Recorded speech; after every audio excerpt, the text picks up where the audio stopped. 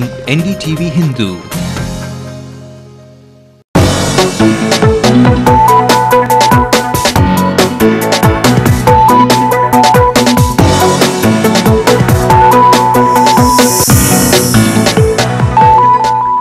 Hello and welcome to Business Line. I'm Charutra Parthasarathy, bringing you all the news and updates from the world of business this past week.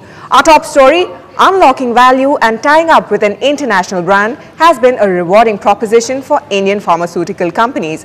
But Orchid Chemicals' sale of its generics injectables business to US-based Hospira for $400 million was not given a thumbs up by the market.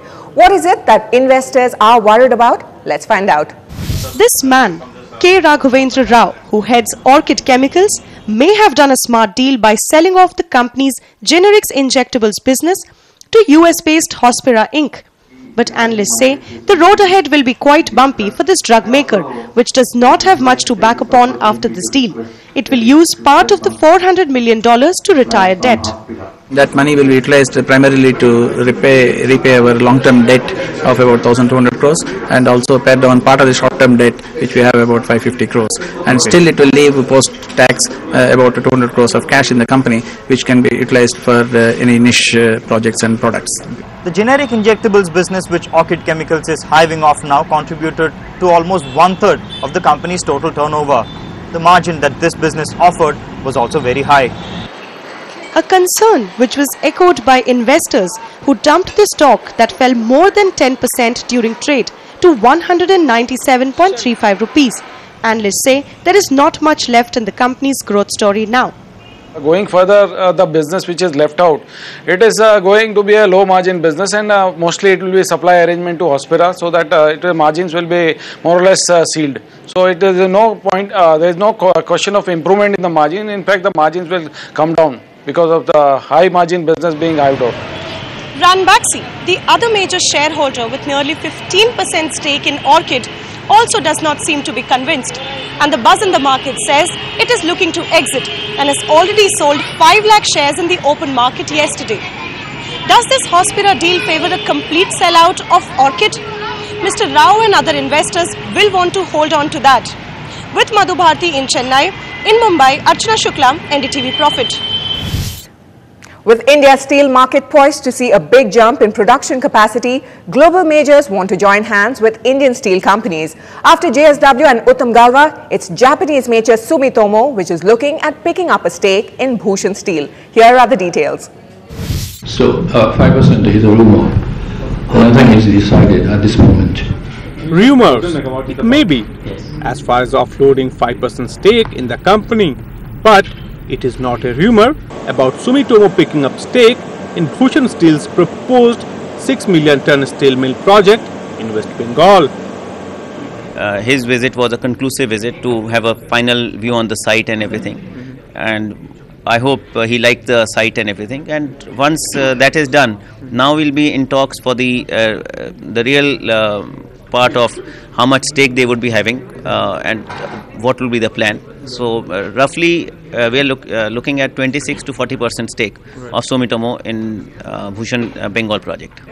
Apart from global tie-ups, Bhushan Steel's plans to expand seem to be on a fast track, as it has already got approvals for coal and iron ore mines along with land identification for the West Bengal steel plant.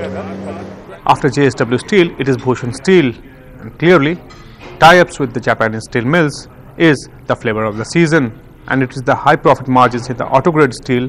Every steel mill in India wants to enter this particular segment. In New Delhi, Rajkumar Sahu, NDTV Profit. And finally, the government may have promised consumers countrywide that they will be able to enjoy a flat tax rate on goods and services by 1st of April. But it seems that this might be nothing more than a pipe dream. And hold your breath, the rates could be as high as 15% if the stakes hold on to their demands. No matter how hard this man tries to portray a semblance of consensus on the GST or the goods and service tax, most of the state finance ministers are singing a different tune. First, except Kerala, most of the states have indicated GST cannot be implemented before April 1, 2011. And none are ready to accept a revenue neutral rate below 15%. In fact, most want a state GST to be levied at a minimum 15%. This is turning the recommendations of the 13th Finance Commission on its head, which has suggested 7% as the state GST rate, 12% as the revenue neutral rate or the GST rate, and implementation of GST only by October 2010. Till now, the RNR will be 15 plus.